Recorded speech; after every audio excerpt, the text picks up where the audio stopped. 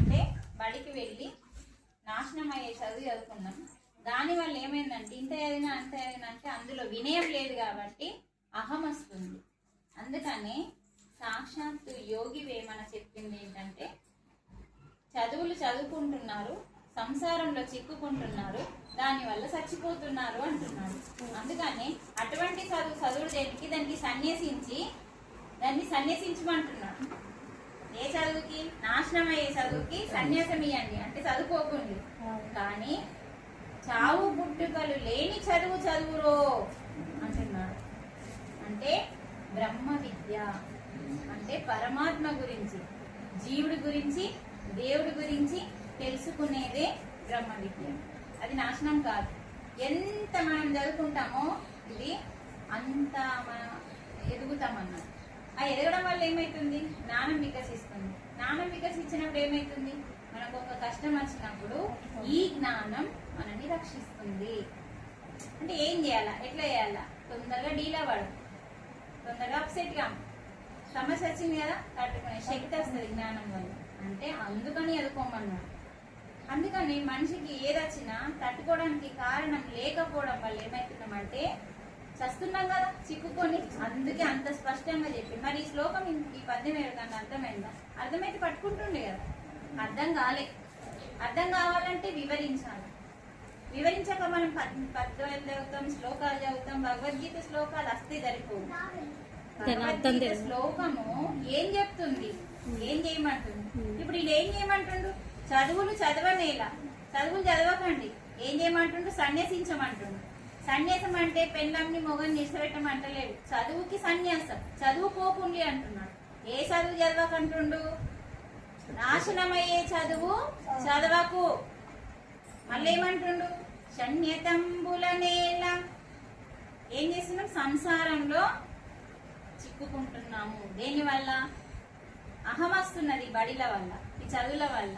నేను ఇంత చదువుకున్నా, నేను అంత చదువుకున్నా, నేను డాక్టర్ని, నేను యాక్టర్ని, నేను టీచర్ని, ఇది అహం వస్తున్నది. ఎందుకు అహం వస్తుంది? వినయం లేదు. విద్య అనేది వినయాన్ని ఇవ్వట్లేదు కాబట్టి దీనికి వద్దు, సన్యసించండి అంటున్నాడు. చూడండి ఎంత చక్కటి జ్ఞానం ఇచ్చిండు ఇక్కడ యోగి వేమన. ఈ చదువుల వల్ల వినయం రానప్పుడు, చదువు అనేది చదవడం దేనికి? వినయం కోసం, సంస్కారం కోసం. అది రావట్లేదు కదా, రానప్పుడు దాన్ని సన్యసించండి. చావు పుట్టుకలు లేని అలాంటి చదువు చదవండి. మరి అలాంటి చదువు చదవాలంటే ఆ చదువు ఎక్కడ దొరుకుతుంది? నీ అంతరంగంలో దొరుకుతుంది. నీ అంతరంగంలో వెళ్ళాలి అంటే దానికి మార్గం భగవద్గీత. ఫస్ట్ భగవద్గీత మనకి ఏం చెప్తుంది? యోగం చేయమంటుంది. జీవుడు దేవుడితో కలవాలి అని చెప్తుంది. జీవుడు ఎక్కడున్నాడో దేవుడు ఎక్కడున్నాడో ఫస్ట్ తెలుసుకోవాలన్న. అందుకనే జీవుడు ఎక్కడున్నాడు? నీది నాది అనే దాంట్లో చిక్కుకున్నాడు. అంతేనా? ఫస్ట్ జీవుడు కాదు, ఫస్ట్ అంశాత్మ, పైనుంచి వచ్చిన పరమాత్మ నుంచి. ఈరోజు మీ ఇంట్లో కుక్క ఉందా అంటే దానికి ఏం పిల్లలు పుడతాయి? కుక్కనే. నువ్వు మనిషివి, నీకేం పుట్టిండు? మనిషి పుట్టిండు. నువ్వేం నుంచి వచ్చినావు? నేను పరమాత్మ బిడ్డని. అంటే పరమాత్మలమే మనం కూడా. కానీ మనలో దాగి ఉంది పరమాత్మ తత్వం, కానీ మనం లోపలికి వెళ్ళట్లేదు. కాబట్టి మనం దేవుడు వేరనుకుంటున్నాం, మనం వేరనుకుంటున్నాం. నీది నాది మనది అని, నీది నాదని ఎప్పుడైతే ఆగిపోతావో అది జీవుడు. మనది మనందరిది అంతా ఒకటే అని అన్నప్పుడు అప్పుడు దేవుడు. ఈ రెండింటి గురించి తెలుసుకోమంటుండే. కానీ ఇక్కడ చిక్కుకున్నాం కదా సంసారంలో. అందుకనే సంసారంలో చిక్కుకోవద్దని చావు పుట్టుకలు లేని చదువు చదువుకొని విశ్వదాభిరామ వినురవేమ. రోజు కొంచెం సేపు చావు పుట్టుకలు లేని చదువు చదివితే నీకేమొస్తుంది? మరి మోక్షం. ఏమొస్తుంది? మోక్షం వస్తుంది. ఎందుకంటే చావు పుట్టుకలు లేని చదువులో జ్ఞానం ఉంది. ఏం జ్ఞానం? నేను శరీరం కాదు. మంచిగానండి. ఏం జ్ఞానం ఉంది? చావు పుట్టుకలు లేని చదువులో ఎందుకు చదవాలంటే మోక్షం కోసం. ఎందుకు చదవాలి? అందులో ఏముందని మోక్షం వస్తుంది అంటే జ్ఞానం ఉంది. చావు పుట్టుకలు లేని చదువులో ఏముంది? జ్ఞానం. ఏం జ్ఞానం? నువ్వు శరీరం కాదు, ఆ శరీరాన్ని నడిపించే శక్తివి నువ్వు. ఆ శక్తి పేరే ఆత్మ.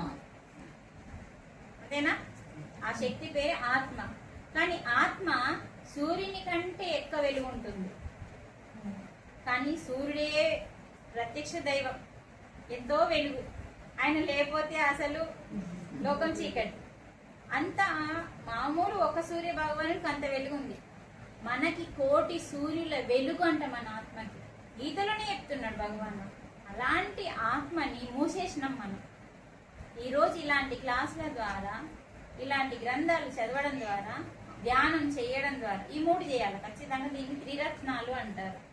ఒకటి ధ్యానం, సరి అయిన ధ్యానం చేయాలి. మళ్ళా సరి అయిన ధ్యానం అంటే ఏది చేస్తే తొందరగా చేరుకుంటావు అంటే, కొంచెం ఇది చేస్తాం కదా, అంటే కొంచెం శ్వాసను ఆపేయద్దు, సహజంగా వస్తుంది. పరమాత్మ ఇచ్చినప్పటి నుంచి సచ్చేదాకా దానికి అది జరుగుతుంది. దాన్ని ఏం చేయొద్దు, పరమాత్మ ఇచ్చిన దాన్ని ఏం చేయొద్దు, అలా చూడాల. అలా చూస్తే ఏమైతుందంటే దానికి ఒక శక్తి ఉంటుంది, ఆ శక్తి మన వశం అవుతుంది. మీకు అర్థమైంది పాయింట్? మనం ప్రాక్టికల్ చేస్తాం.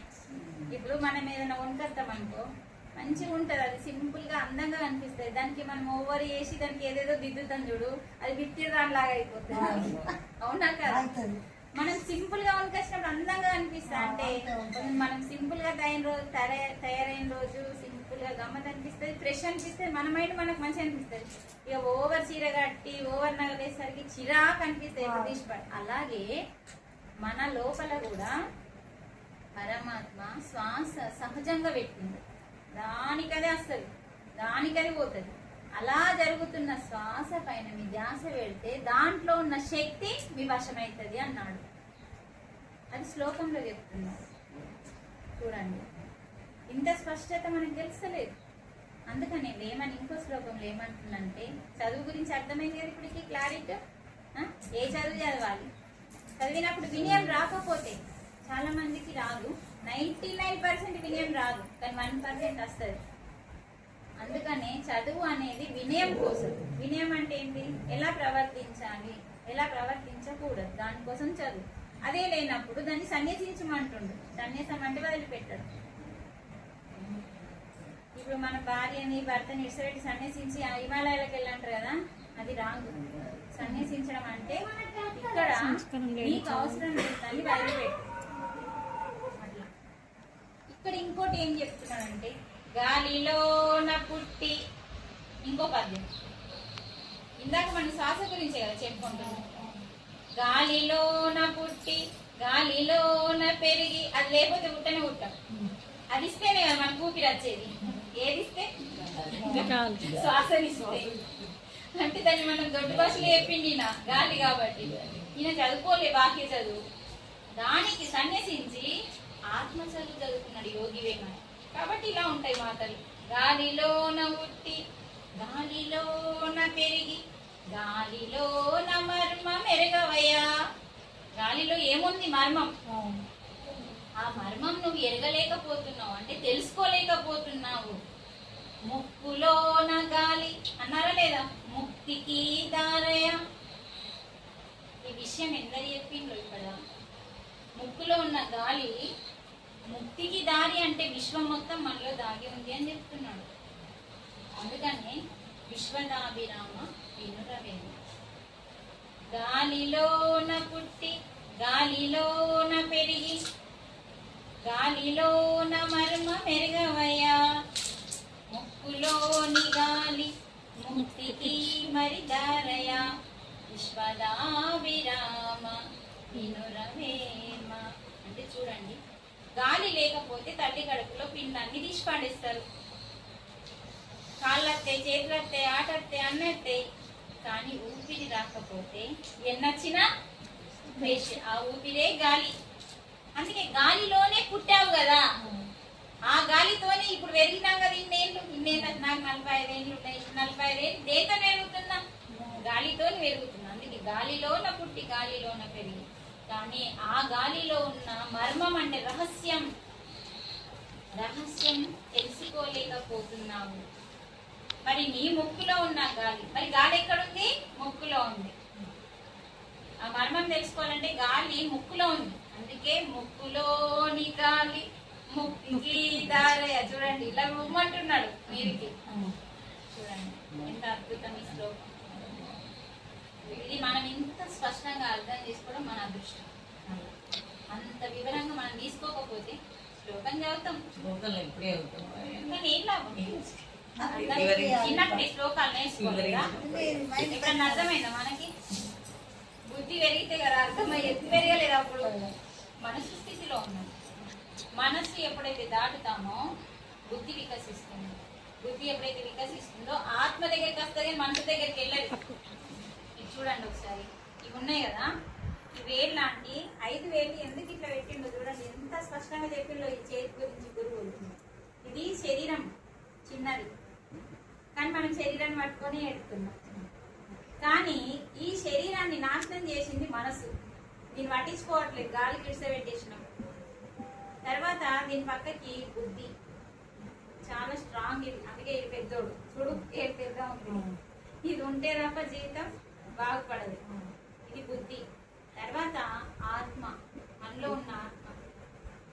ఈ 4ంటిని సృష్టించింది పరమాత్మ ఈయన పక్కకున్నాడు చూడు మనలో గలలే అంటే చూడండి ఇవన్నీ ఒక దిక్కు ఉన్నాయి వేళ్ళు ఇది ఒకటి ఇటు ఈ పరమాత్మ మనలోనే లేకపోతే ఈ 4 పనిచేయదు ఈ పరమాత్మ ఆత్మ రూపంలో మనలో ఉన్నాడు వీడు మంచిది అంటే చూడండి ఇది పక్కకెందుకు ఉంది ఇది వేలు నాకు లేదనుకోండి నాకు ఈ వేలు లేదు నేను బుక్ పడతానా పట్టగలుగుతానా మైక్ పట్టలేను పని చేయలేను అంటే తొంటి చేతిలాగా అయిపోతుంది ఇది ఎంత ఇంపార్టెంట్ చూడండి ఇందులో ఏది లేకపోయినా పర్వాలేదు కొంచెం పట్టుకో దీంతో ఓకే చేసుకోవచ్చు ఇది ఒక పరమాత్మ మనలో ఉండి ఆత్మ రూపంలో మనలో ఉండి బుద్ధిని మనస్సుని శరీరాన్ని ఏకం చేస్తున్నాడు అందుకని శరీరము మనసు ఆత్మ 3 కలిస్తే మానవుడు శరీరము మనసు బుద్ధి ఆత్మ కలిస్తే మానవుడు కానీ మానవుడు ఏం చేస్తుందంటే కేవలం శరీరాన్ని పట్టించుకుంటుంది శరీరాన్ని నాశనం చేసే మనసుని పట్టించుకోవట్లేదు అది నాశనం చేస్తుంది మనల్ని ఎందుకంటే దాన్ని పట్టించుకోలేదు ఇప్పుడు నీ పోరాన్ని పట్టించుకోకపోతే గాలి అవుతారా లేదా సింపుల్ మరి పట్టించుకుంటే నెమ్మదిగా పెట్టి చక్కగా అర్థమయ్యేలా వివరిస్తే